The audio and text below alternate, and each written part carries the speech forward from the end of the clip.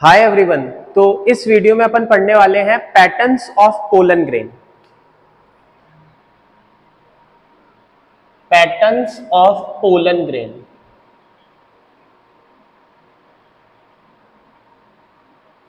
जैसा कि मैंने लास्ट वीडियो में आपको बताया था कि जो एंथर है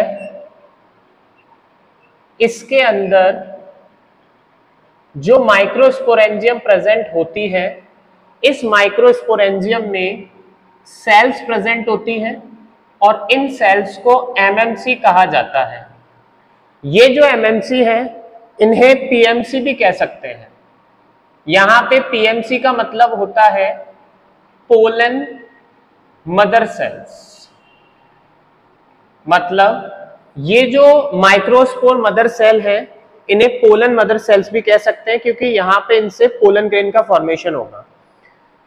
अब ये जो पोलन मदर सेल यानी एमएमसी होती है, इसमें अगर अपन मियोसिस कराते हैं, जैसा कि मेरी लास्ट वीडियो में मैंने आपको बताया था, अगर इस पोलन मदर सेल या एमएमसी में मियोसिस डिवीजन होता है तो 4 पोलन ग्रेन्स का फॉर्मेशन होता है। ये 4 पोलन ग्रेन्स जो हैं ये किस तरीके से अरेंज होते हैं उसे कहते हैं पैटर्न्स ऑफ पोलन ग्रेन। तो पोलन ग्रेन का जो अरेंजमेंट है वो किस तरीके से होता है ये मैं आपको बताता हूं। फर्स्ट इज, कभी कभी आपको पोलन ग्रेन कुछ इस तरीके से अरेंज होते हुए दिखेंगे। कुछ प्लांट्स में पोलन ग्रेन का अरेंजमेंट इस तरीके से भी होता है।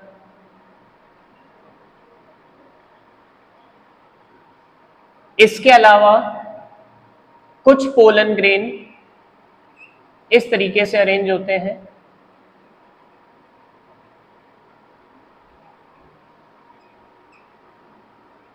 इसी के साथ कुछ इस तरीके से अरेंज होंगे और कुछ पोलन ग्रेन आपको इस तरीके से अरेंज होते हुए दिखाई देंगे। तो ये है पैटर्न्स ऑफ पोलन ग्रेन।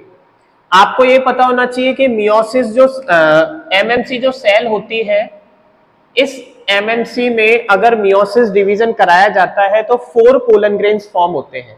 ये जो 4 पोलन ग्रेन्स है ये किस तरीके से अरेंज होते हैं अलग अलग पैटर्न में, ये आपको यहाँ पे दिखाई दे रहे हैं। इसमें आपको हालांकि 3 पोलन ग्रेन दिखाई देंगे, 1, 2 और ये 3। एक पोलन ग्रेन इसके पीछे की तरफ होता है। तो ये पैटर्न्स हैं पोलन ग्रेन के, आपको इस तरीके से भी ये दिखाई देंगे। इनको नेम देते हैं। जो फर्स्ट पैटर्न है इसको कहा जाता है tetrahedral pattern. Second pollen grain का जो पैटर्न है इसमें आपको क्लियरली 4 पोलन ग्रेन्स दिखाई दे रहे हैं। इस पैटर्न को कहते हैं आइसोबाइलैटरल। जो थर्ड पैटर्न है पोलन ग्रेन का, इसमें भी आपको 4 पोलन ग्रेन दिखाई दे रहे हैं। इसे कहते हैं लीनियर पैटर्न। फोर्थ वाले को कहा जाता है डेक्यूसेट। और जो पोलन ग्रेन का लास्ट पैटर्न है इसे कहते हैं टी शेप। तो इस तरीके से डिफरेंट प्लांट्स में पोलन ग्रेन्स का जो पैटर्न होता है वो अलग अलग होता है। आपको इस तरीके से 4 पोलन ग्रेन इजीली दिखाई देंगे। ये मैं यहां पे लेबल कर देता हूं pollen grains. Pollen grains always an होंगे, तो ये सारे के सारे पोलन ग्रेन्स हैं और ये एन प्लॉइडी रखते हैं। इसी के साथ ये जो 4 पोलन ग्रेन है, या ये हो गए, ये ले सकते हो आप, ये भी ले सकते हो। ये जो 4 पोलन ग्रेन्स हैं ये आपस में अटैच होते हैं, एक दूसरे से अटैच होते हैं, क्योंकि इनके बीच में एक मटेरियल प्रेजेंट होता है जो इनको अटैच करके रखता है। और उस मटेरियल को मैं यहां पे लिख देता हूं। उस मटेरियल का नेम होता है कैलोज मटेरियल, जो जैसा कि मैंने आपको लास्ट वीडियो में बताया था, ये callose material in pollen grains को अटैच करता है, लेकिन टैपिटम के थ्रू सिक्रीट किया जाता है कैलेज एंजाइम, और वो एंजाइम इस कैलोज मटेरियल को डिसॉल्व करता है, जिससे चारों पोलन ग्रेन सेपरेट हो जाते हैं कुछ इस तरीके से in the presence of callase enzyme ये 4 पोलन ग्रेन्स एक दूसरे से सेपरेट हो जाएंगे और आपको इस तरीके से अपीयर होंगे। तो इस कैलोज मटेरियल को डिसॉल्व करने का काम कैलेज एंजाइम का है और ये एंजाइम आया टैपिटम से जिसने 4 पोलन ग्रेन्स को सेपरेट कर दिया। तो ये है patterns of pollen grain. Next एक नीट में क्वेश्चन आ सकता है, तो अपन इसे डिस्कस कर लेते हैं। In calotropis plant formation of pollinium. Calotropis जो प्लांट होते हैं, इन प्लांट्स में जो माइक्रोस्पोरेंजियम है उसके अंदर एक बैग लाइक स्ट्रक्चर फॉर्म होती है और उस बैग लाइक स्ट्रक्चर को कहा जाता है पोलेनियम। ये केवल कैलोट्रोपिस प्लांट मतलब जो आंकड़ा होता है उस प्लांट में ही ये मिलता है पोलेनियम, और पोलेनियम एक बैग लाइक स्ट्रक्चर होता है जो माइक्रोस्पोरेंजियम के अंदर फॉर्म होता है। जैसे ये माइक्रोस्पोरेंजियम है, इस माइक्रोस्पोरेंजियम के अंदर ये एमएमसी, इस एमएमसी से डायरेक्ट 4 पोलन ग्रेन्स फॉर्म होते हैं, लेकिन इसमें थोड़ा डिफरेंट होता है। इसमें जो माइक्रोस्पोरेंजियम होती है,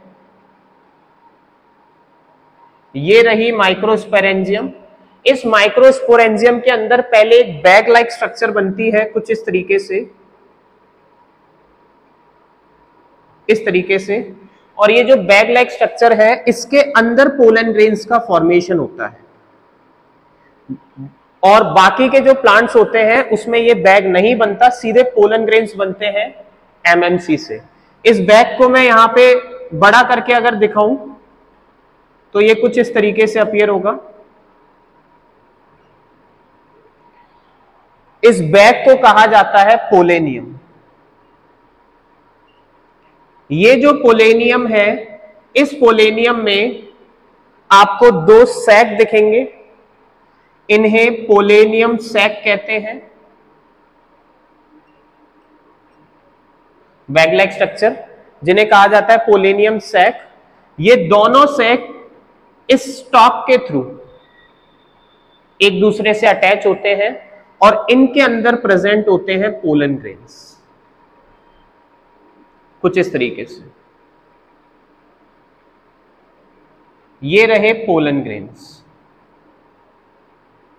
तो आपको ये याद रखना है, बोर्ड में भी अगर ये क्वेश्चन आता है या नीट में अगर ये क्वेश्चन आता है कि कैलोट्रोपिस जो प्लांट होते हैं उनमें माइक्रोस्पोरेंजियम के अंदर डायरेक्ट पोलन ग्रेन का फॉर्मेशन नहीं होता है, उनमें पहले एक बैग बनता है जिसे पोलेनियम कहा जाता है, और ये जो बैग है इसके अंदर पोलन ग्रेन्स का फॉर्मेशन होता है। ये आपको याद रखना है। अब अपन नेक्स्ट पॉइंट लेते हैं। अपना जो नेक्स्ट पॉइंट है वो है डिसेंस ऑफ माइक्रोस्पोरेंजियम। अगर अपन ने माइक्रोस्पोरेंजियम के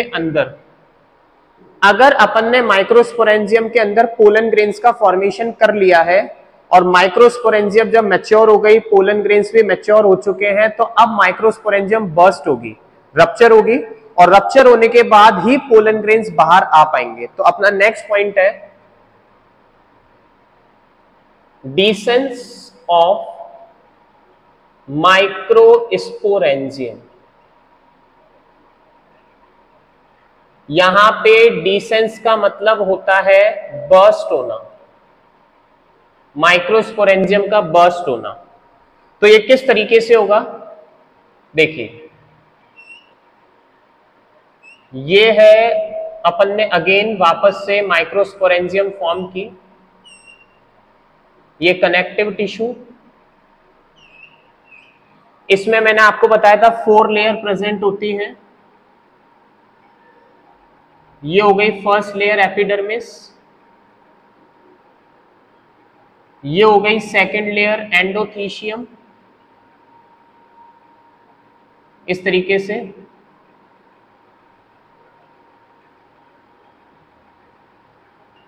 ये हो गई एंडोथीशियम।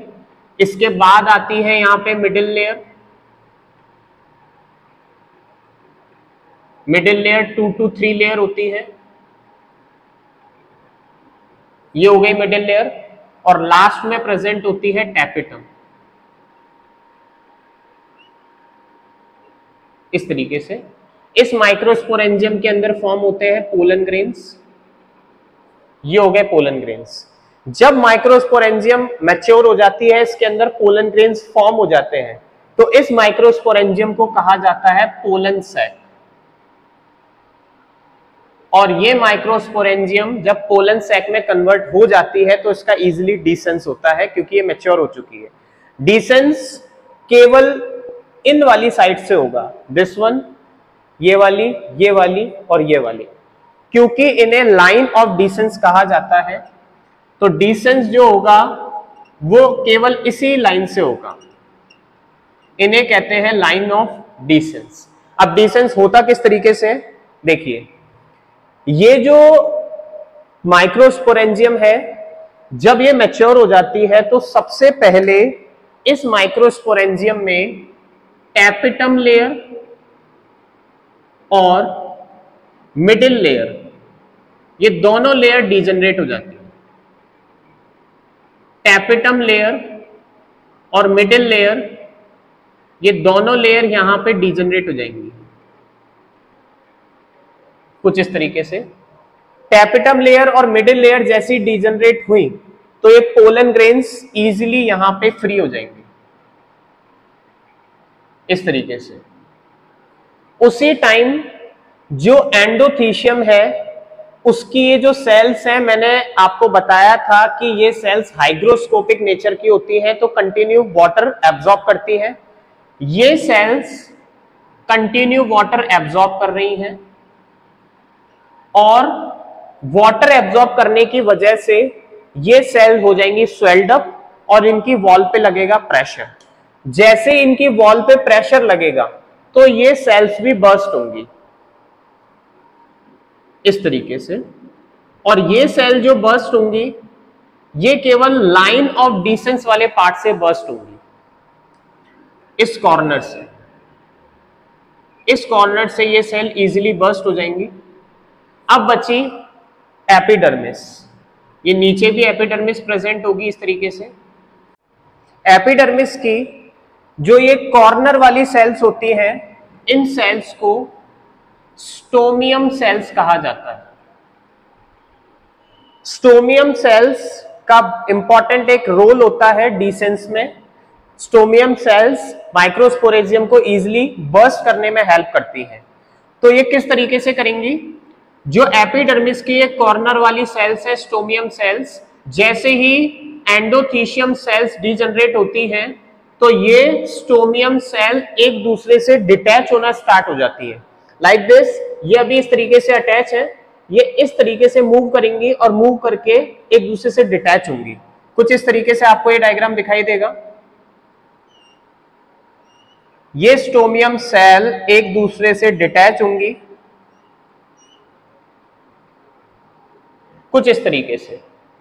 आप देख सकते हैं पहले ये सेल एक दूसरे से अटैच है और धीरे धीरे ये सेल एक दूसरे से डिटैच हो चुकी है, क्योंकि जब एंडोथीशियम, टैपिटम और मिडिल लेयर तीनों डीजनरेट हो जाती है, माइक्रोस्पोरेंजियम मैच्योर हो जाती है, तो एपिडर्मिस की स्टोमियम सेल एक दूसरे से डिटैच हो जाती है और डिटैच होकर के अपोजिट साइड में मूव करती है। ये इधर मूव करेगी और ये वाली लेयर इधर मूव करेगी।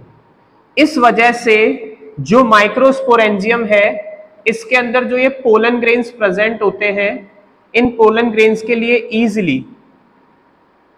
इजीली निकलने के लिए एक रास्ता मिल जाता है और ये इस तरीके से पोलन ग्रेन इस माइक्रोस्पोरेंजियम से बाहर आ सकते हैं।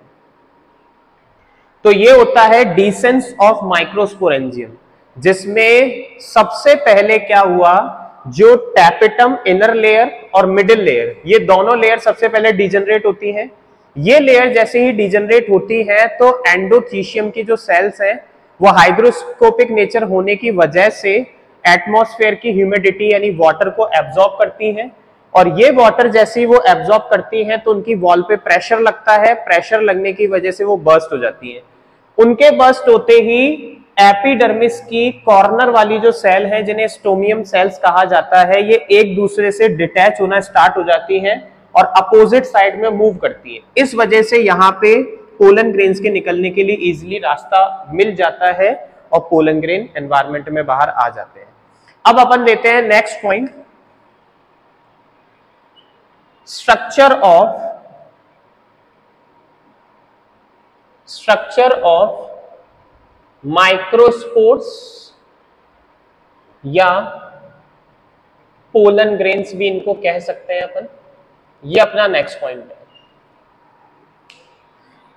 अब मैं आपको एक चीज बताना चाहता हूं कि ये जो माइक्रोस्पोर है, ये माइक्रोस्पोर जब एनवायरनमेंट में आ गए तो अपन को इन माइक्रोस्पोर्स का स्ट्रक्चर भी पता होना चाहिए कि एक माइक्रोस्पोर किस तरीके से दिखाई देता है या कैसा दिखता है। अगर अपन को माइक्रोस्पोर का स्ट्रक्चर पता होगा तो इजीली अपन उसका फर्टिलाइजेशन कैसे होगा ये सीख पाएंगे। तो अपना नेक्स्ट पॉइंट है स्ट्रक्चर ऑफ माइक्रोस्पोर या pollen grain. First point is pollen grain is a first cell of male gametophyte। Pollen grain male gametophyte की फर्स्ट सेल होता है। मेल गैमेटोफाइट का मीन है यहाँ पे एक ऐसा स्ट्रक्चर जिसमें मेल गैमेट प्रेजेंट होते हैं, उसे मेल गैमेटोफाइट कहते हैं। और मेल गैमेटोफाइट का फॉर्मेशन आगे अपन करने वाले हैं।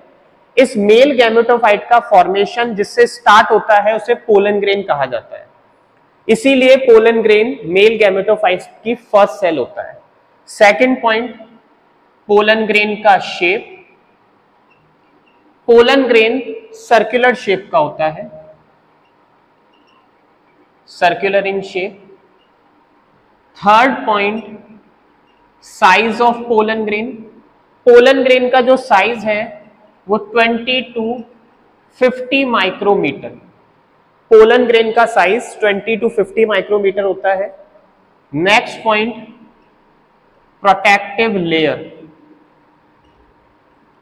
जो पोलन ग्रेन होता है इससे दो लेयर प्रोटेक्ट करती है। मैं यहां दो लेयर के नेम लिखता हूं। First layer is outer layer और इस आउटर लेयर को कहा जाता है exine. The second layer is inner layer. Inner layer को कहा जाता है इंटाइन। तो पोलन ग्रेन को दो लेयर प्रोटेक्ट करती हैं, exine layer and intine layer. Exine layer is, this layer is rigid, hard and spiny layer। यह एक तरीके से रिजिड, हार्ड और स्पाइनी लेयर होगी। Inner layer intine, this layer is very smooth and soft layer. ये एक smooth और soft layer होती है। Second point, exine is made up of sporopollenin. Sporopollenin tapetum से सिक्रीट होता है और ये एक हार्डेस्ट मटेरियल होता है जिससे एक्साइन लेयर बनती है। इस वजह से एक्साइन लेयर हार्ड और रिजिड होती है।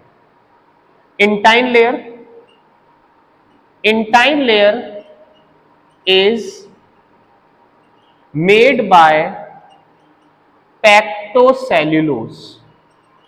जो इंटाइन लेयर है इसका फॉर्मेशन होता है पैक्टोसेल्यूलोज। पैक्टोसेल्यूलोज का मीन होता है यहाँ पे पैक्टीन प्लस सेल्यूलोज, तो इसीलिए इसको कहा जाता है पैक्टोसेल्यूलोज।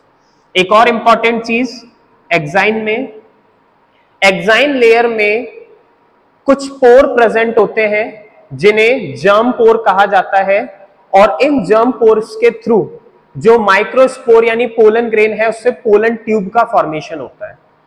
तो exine layer have germ pores. Exine layer में जर्म पोर्स प्रेजेंट होते हैं और इन जर्म पोर की वजह से पोलन ग्रेन से पोलन ट्यूब का फॉर्मेशन होता है। नेक्स्ट पॉइंट,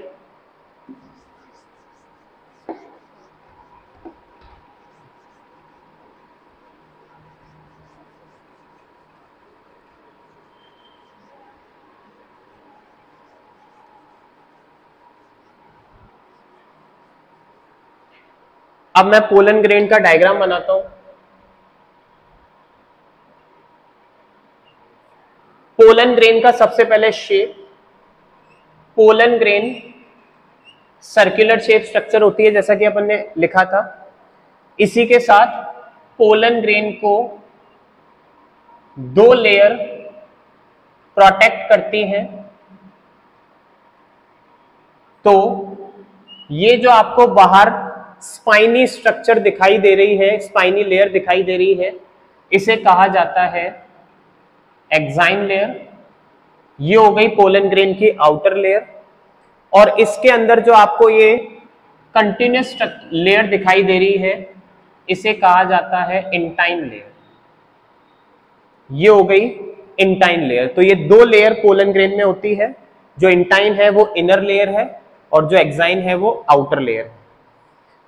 जो पोलन ग्रेन है ये एक यूनिसेल्युलर एंड यूनिन्यूक्लियर स्ट्रक्चर होती है।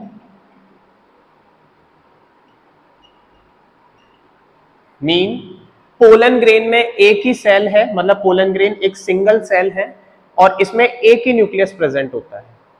इसी के साथ pollen grain have a large vacuole. Pollen grain में आपको एक वैक्यूल भी दिखाई देगी जिसमें फूड मटेरियल स्टोर होता है। तो पोलन ग्रेन यूनिसेल्युलर है, ये आपको एक सेल दिखाई दे रही है पोलन ग्रेन, ये एक ही सेल है। इसी के साथ यूनिन्यूक्लियर, यूनिन्यूक्लियर मतलब इसमें एक ही न्यूक्लियस बनेगा इस तरीके से। तो ये हो गया इसका न्यूक्लियस। पोलन ग्रेन है लार्ज वैक्यूल, इसमें आप एक लार्ज वैक्यूल इजीली बना सकते हो। ये हो गई वैक्यूल। और जैसा कि पोलन ग्रेन एक यूनिसेल्युलर स्ट्रक्चर है, मतलब केवल एक सिंगल सेल है, तो पोलन ग्रेन के अंदर यानी सेल के अंदर यहां पे फिल्ड होगा साइटोप्लाज्म। तो इसे आप मेंशन कर सकते हो cytoplasm.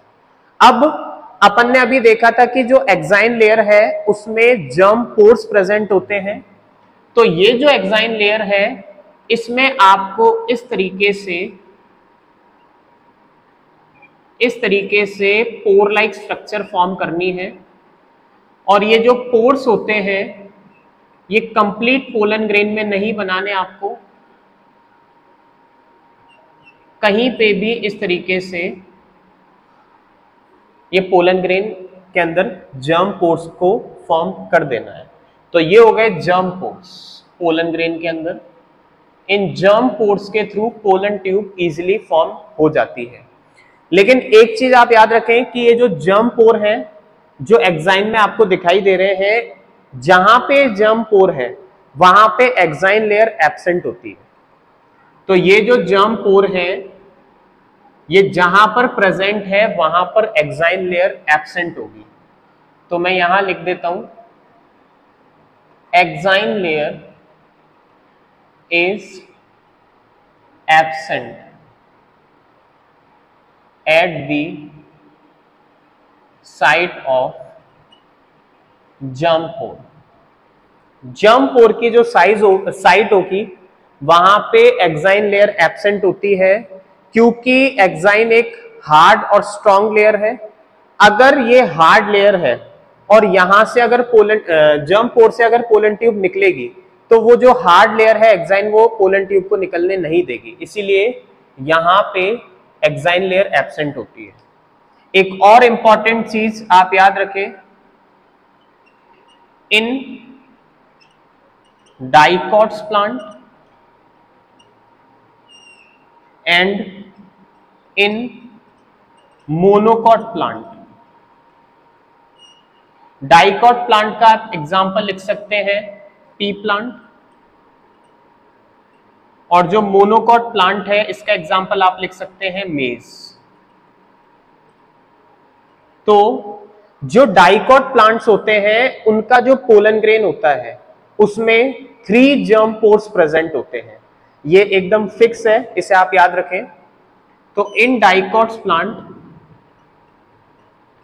Pollen grain have only 3 germ pores।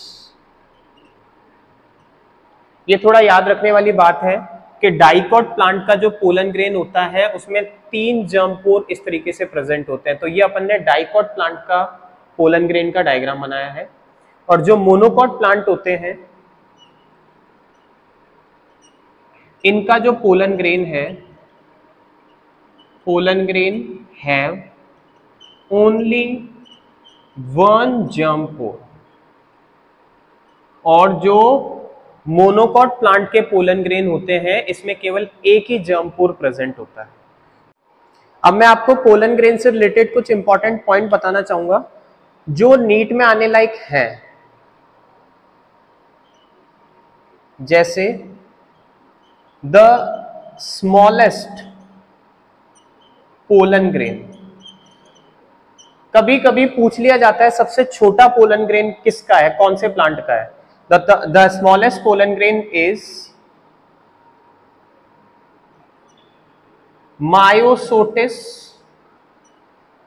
Plant pollen grain. जो सबसे स्मॉलेस्ट पोलन ग्रेन है वो मायोसोटिस प्लांट पोलन है। मायोसोटिस एक प्लांट है, उसका जो पोलन ग्रेन होता है वो सबसे छोटा पोलन ग्रेन होता है और इसका साइज होता है 0.006 माइक्रोमीटर। ये सबसे छोटा पोलन ग्रेन काउंट किया जाता है। इसी के साथ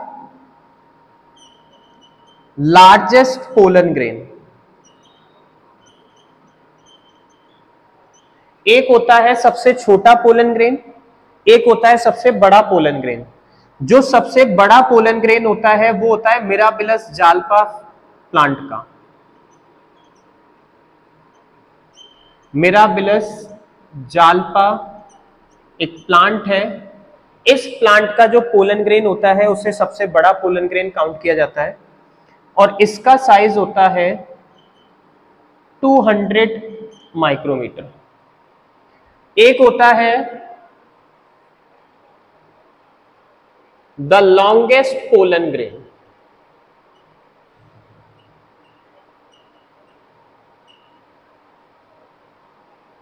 द लॉन्गेस्ट पोलन ग्रेन। एक होता है सबसे स्मॉलेस्ट पोलन ग्रेन, एक सबसे लार्जेस्ट पोलन ग्रेन और एक longest pollen grain. Longest pollen grain का जो एग्जाम्पल है वो है जोस्टेरा प्लांट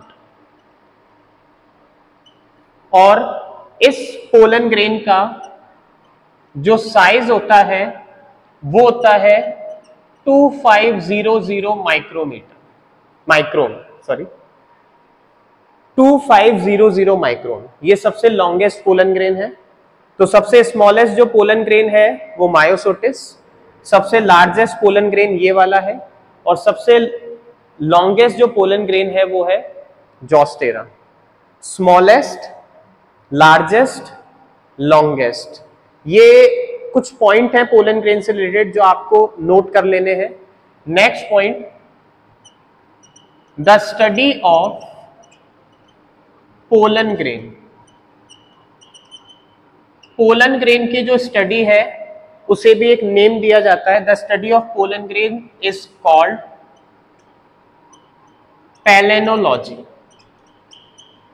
पोलन ग्रेन की स्टडी को पैलेनोलॉजी कहा जाता है। तो ये कुछ पॉइंट्स हैं पोलन ग्रेन से रिलेटेड। इसके अलावा एक और पॉइंट, जो एक्साइन लेयर होती है ये मैंने आपको बता दिया स्पोरोपोलेनिन से बनी होती है। स्पोरोपोलेनिन एक इतना हार्ड मटेरियल है कि यह बहुत सारे ऑर्गेनिक मटेरियल के लिए भी रजिस्ट होता है। मीन काफी सारे ऑर्गेनिक मटेरियल अगर इस लेयर से आकर के अटैच होते हैं तो वो स्पोरोपोलेनिन उन ऑर्गेनिक मटेरियल को पोलन ग्रेन के अंदर नहीं जाने देगा। इसी के साथ स्पोरोपोलेनिन एंजाइम रेजिस्ट भी होता है। ये किसी भी एंजाइम के थ्रू भी काफी कम डिसॉल्व होता है। तो ये इस तरीके से एक हार्डेस्ट मटेरियल, एक स्ट्रॉन्गेस्ट मटेरियल होता है। तो जो एक्साइन लेयर है पोलन ग्रेन की, ये इम्पर्मिएबल लेयर होती है। इसको मैं यहां नीचे लिख देता हूं, ये एक इम्पर्मिएबल लेयर होती है। इम्पर्मिएबल लेयर का यहां पे मीन है ये किसी भी सब्सटेंस को अंदर या बाहर नहीं जाने देती है। और जो इंटाइन लेयर है पोलन ग्रेन की, ये एक परमिएबल लेयर होती है। ये लेयर इजीली किसी भी चीज को अंदर या बाहर जाने देगी।